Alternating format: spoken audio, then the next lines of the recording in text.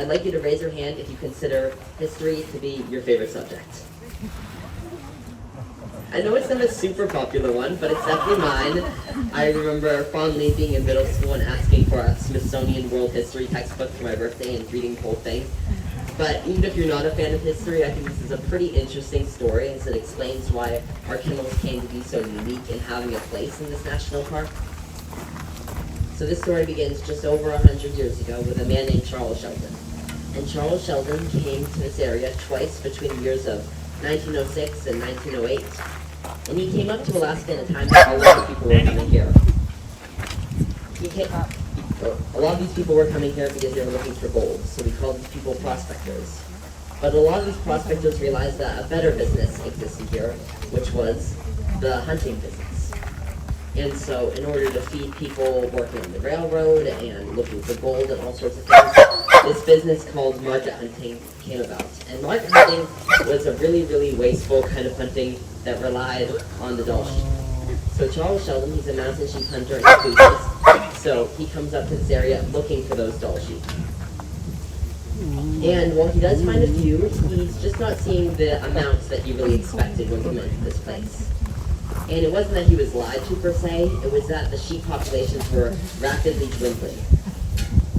And so this was because of that market hunting. So market hunting took only one specific part of the sheep and wasted everything else. And sometimes market hunters, in order to drive their prices up, even when they couldn't carry any more sheep with them, they would hunt other sheep and just leave them there just to lower the sheep populations, which brought their prices up. And so Charles Sheldon was definitely a man of his time. He rarely practiced sustainability in his own hunting, but even he understood that this was simply too wasteful, and if the sheep were to remain for future generations, someone would have to act. And so act he did. He went down to Washington, D.C. and spent the next decade convincing Congress to set this land aside as a national park. And in 1917, he succeeded, and 2 million acres of land were established as Mount McKinley National Park in the middle of interior Alaska. This is where the sled dogs come in, because his idea to do so was to establish a sled dog team. And in his time as superintendent, he would take those sled dogs out on patrols around the park's border, looking for poachers and making sure that no animals were being illegally hunted here. And in his short time as superintendent, he all but eliminated poaching entirely.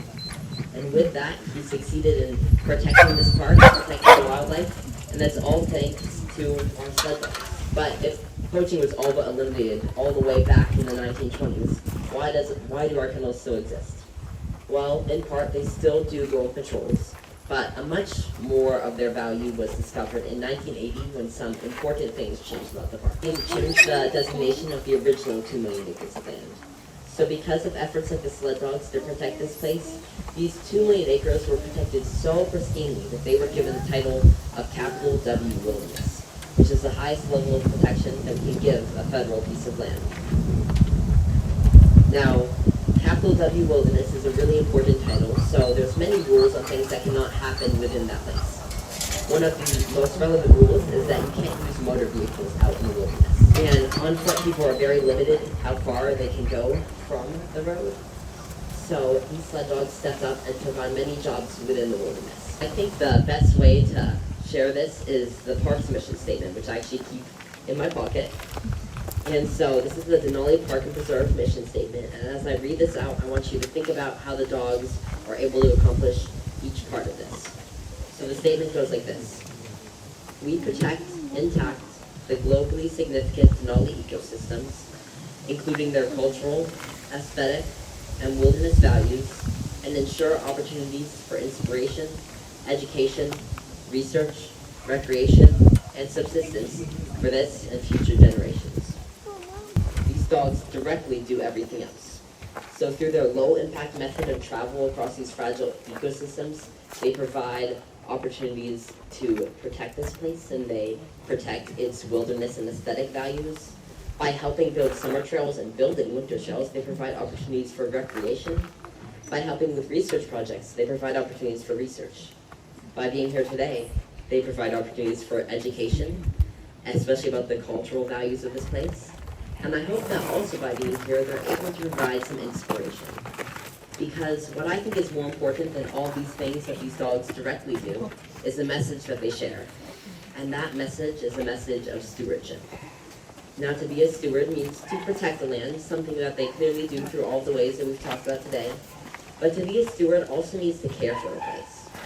And I hope that today, by seeing how excited these dogs are about the work that they do and seeing how much they really care for Denali, you're able to tell that these dogs are really good stewards of this land. And I think that in that way we can learn from them. Now, I'm not asking you to be as excited about going to work as they are, or to be out and running in 40 below temperatures. I'm simply asking you to be a steward of this land or the land that you call it. To be a steward also just means to care for a place, and that's really, really important as well. So I just ask that you care for all the natural places that you visit, and care for Denali, and enjoy every moment that you get in this wonderful park, just like the dogs do. So with that, I thank you for coming, and I hope you have a wonderful rest of your time.